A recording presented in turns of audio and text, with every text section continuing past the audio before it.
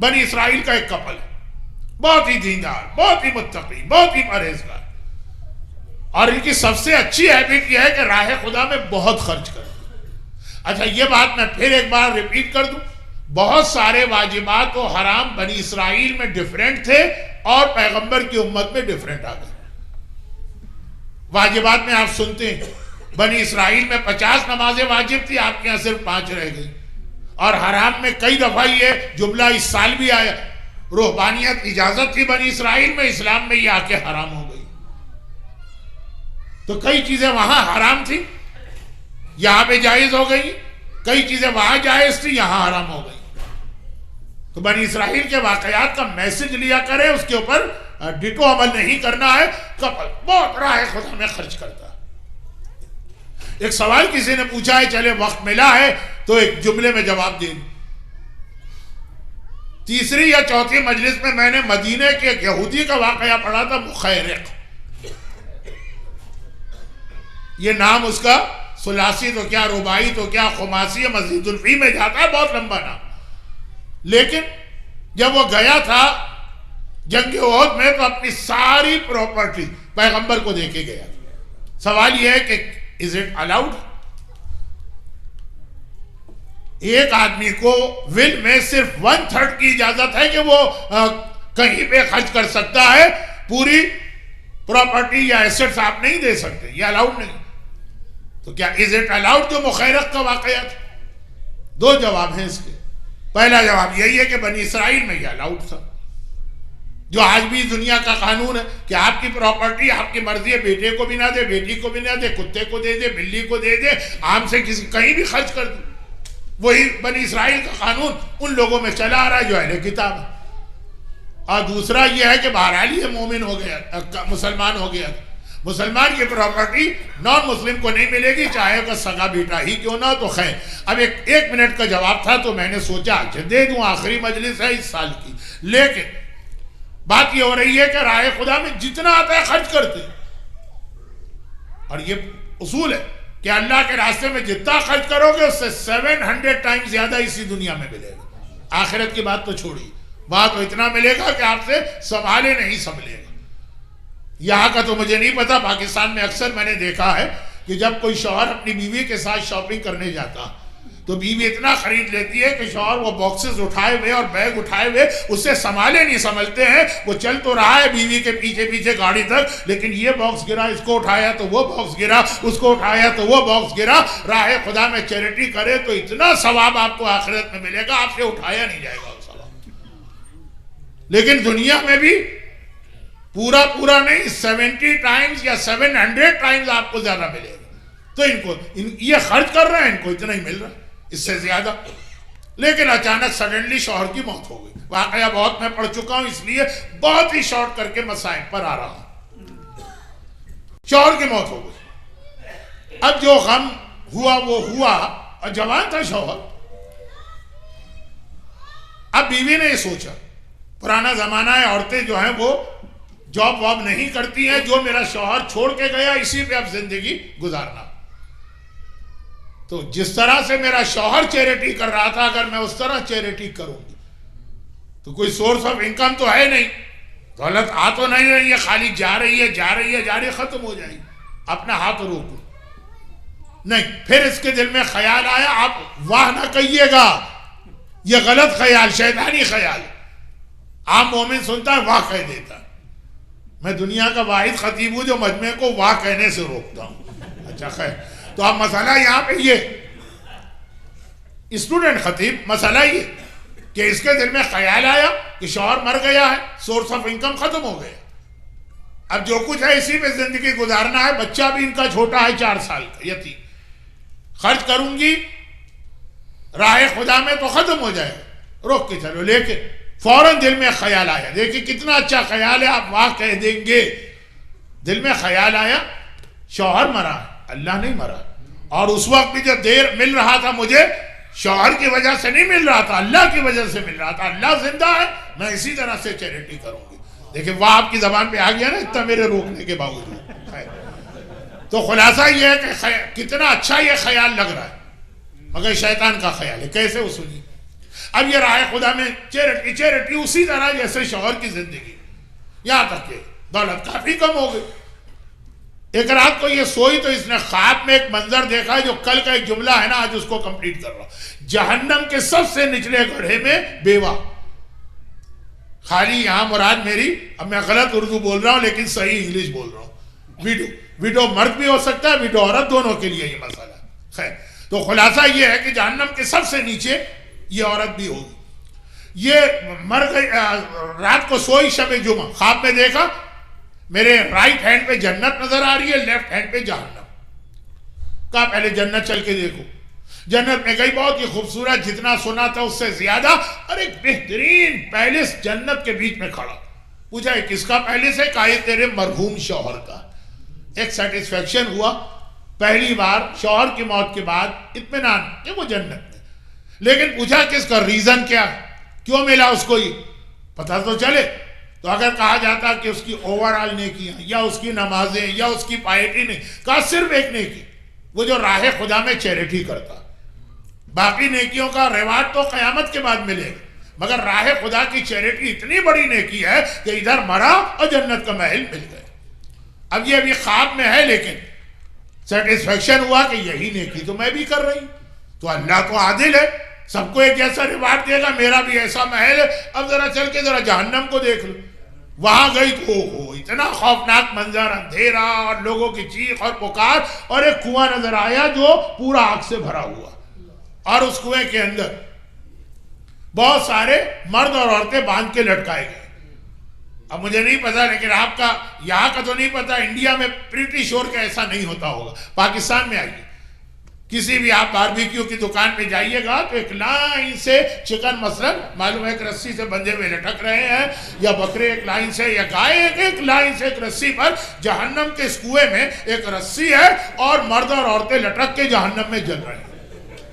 آج آخری مجلس ہے اس لیے پڑھ رہا ہوں، چوتھی مجلس میں پڑھتا تو پانچویں میں کون ہوتا؟ صرف میں ہی ہوتا. یہ اقبال بھائی. خیر، تو خلاصہ یہ کہ دیکھا اور ان کی چیخ و پکار. ٹائم نہیں ہے ورنہ تو میں بہت زیادہ ڈیٹیل سے بتاتا ہوں. اب دیکھا کہ وہ جو لوگ گناہگار مرد عورتیں، بیچ میں ایک اسپیس خالی نظر آ رہی، جیسے روپ پر آپ نے کپڑے لٹکائے، کپڑا گر گیا تو جگہ خالی نظر آ جائے گی.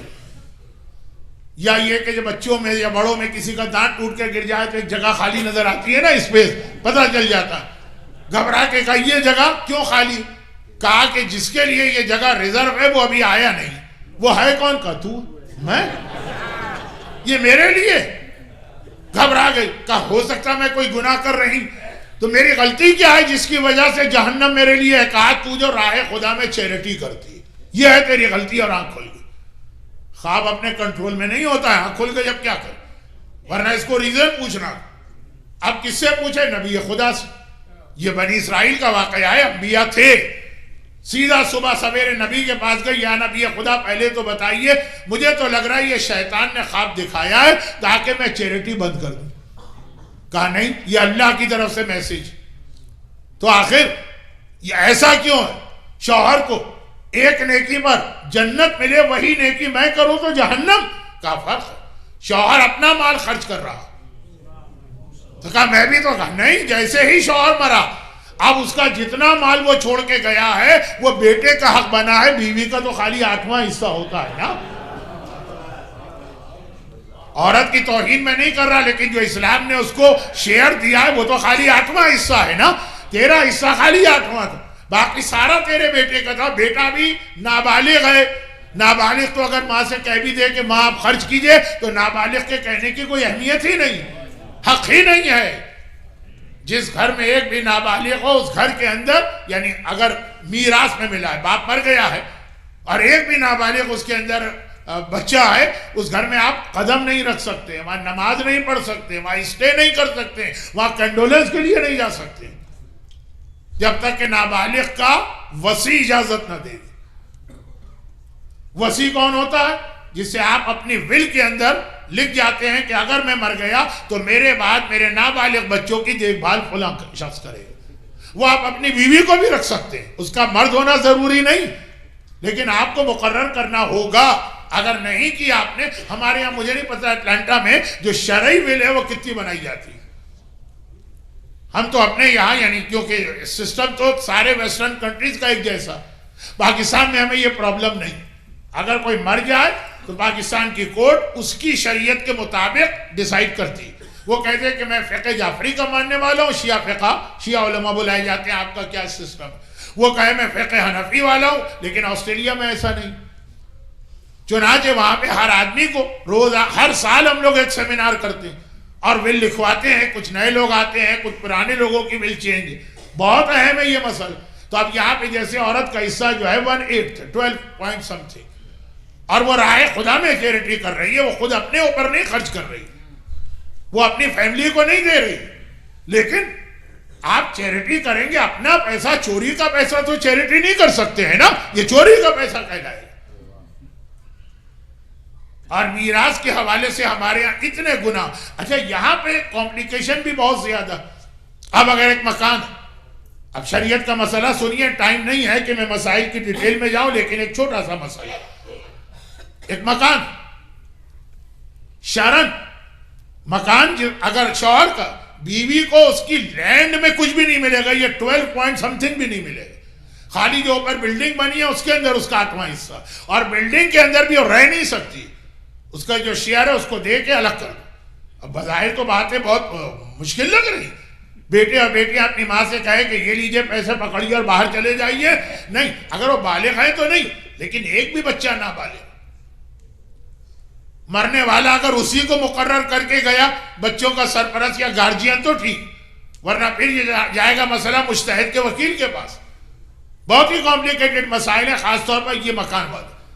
جب یہ مسئلہ آ گیا کہ لینڈ میں بیوی کا کوئی حصہ نہیں، برادران اہل سنت کیا ہے، ان کا ہم پر یہ اعتراض بھی کہ آپ عورتوں کا حق ضائع کر دیتے ہیں، ان کو لینڈ میں حصہ نہیں دیتے، خالی اوپر جو اسٹرکچر اس کی بھی ویلیو ہے. لیکن یہاں مسئلہ یہ ہے کہ عورتیں بھی ساتھ میں برابر سے جوائنٹ نیم پہ مکان، اگر خالی نام لکھا ہوا ہے تو الگ بات ہے، لیکن واقعاً اگر اس کا شیئر اس کے اندر ہے، سیریسلی اس کو شیئر 50% رکھا، تو اب یہ کمپلیکیشن ہے کہ شوہر مر گئے، آدھا بیوی کا ہے تو آدھا جو بچا، تو آدھا جو بچا اس کی لینڈ میں کوئی حصہ نہیں ہے، تو اس کے اوپر جو بلڈنگ ہے کنسٹرکٹڈ اس کا 8واں حصہ.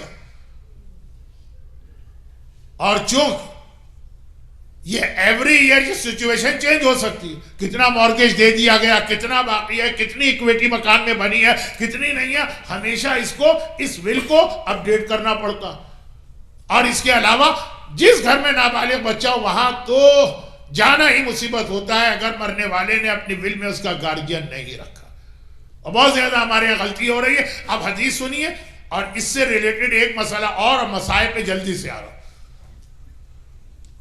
ایک حدیث آپ نے زمانے کے امام کے لیے سنی ہوگی، من مات ولم یعرف امام زمانے ہی ماتا میتۃ الجاہلی. اور دوسری حدیث ہے من مات بغیر وصیت ماتا میتۃ الجاہلی. بس وہ معرفہ یا نکرہ ہے، جو وصیت کے بغیر مر جائے وہ جاہلیت کی موت مرا. اسی لیے اسلام نے کہ ہر ایک کو اس کا حق ملتا رہے. ہاں یہ الگ بات ہے کہ یہ انہیریٹنس کا ڈسٹریبیوشن ہوتا ہے، پہلے مرنے والے کے قرضے اور واجبات ادا کرو. واجبات میں نماز نہیں ہے، روزہ نہیں، وہ ول کر کے جائے تو ہے، ول نہ کرے تو آٹومیٹک نماز روزہ نہیں. لیکن حج ہے، حج آٹومیٹک ہے. اگر اس پر حج واجب تھا اور اس نے نہیں. حج کے حوالے سے ایک مسئلہ آیا، آج کچھ نوجوانوں سے ڈسکشن ہوا تو اور اس کے کچھ اینگل سامنے آئے. اگر آپ پہ قرضہ ہے تو آپ پر حج واجب نہیں، بٹ اگر کسی پر پہلے حج واجب ہو چکا ہے اور اس وقت قرضہ نہیں تھا اور اس نے اس وقت حج نہیں کیا، بعد میں قرضے لیے، تو ایک بار اگر حج واجب ہو جائے تو وہ تو ہر صورت میں کرنا ہی کرنا، چاہے قرضے ہوں، چاہے آپ غریب ہو گئے ہوں، چاہے پراپرٹی بیچنا پڑے، چاہے کسی سے بھیک مانگنا پڑے، اگر عزت کو خطرہ نہ ہو. تو کسی نے کہا یہاں جتنے لوگ آئے، اب مجھے کیا پتا یہاں کیسے لوگ آئے. اب آپ جب اسٹیبلش ہو گئے تو آپ نے مجھے بلانا شروع کیا. میں تو 74 سے مجلس سے پڑھ رہا ہوں، لیکن کہا کہ جتنے لوگ آئے شروع میں سب نے جاب کی ہیں، اور اس وقت کسی کو کوئی مورگیج اور لون مل بھی نہیں سکتا تھا. 5, 7, 10 ہزار جمع ہو گئے تھے ان کے پاس، پھر مورگیج انہوں نے لینا شروع کی. تو اتنے پیسے آ گئے تھے کہ حج پہلے واجب ہوا ہے، مورگیج بعد میں. اور نہیں کیا اس وقت حج، تو وہ تو واجب حج مانا جائے گا. ایک طرح سے اس کو کہا جائے گا حج کی قضا آپ کر رہے ہیں. حج میں قضا کا لفظ آتا نہیں ہے لیکن آپ یہی سمجھیں گے. تو وہ ایک طرح کیس ڈیفرنٹ ہو گیا. باقی چیزوں مقامی علماء سے پوچھ لیجئے. میں جلدی سے اس پہ آ رہا ہوں کہ بہت امپورٹنٹ ہے وصیت کا تیار کر کے اپڈیٹ کرنا اور اس پر عمل کرنا.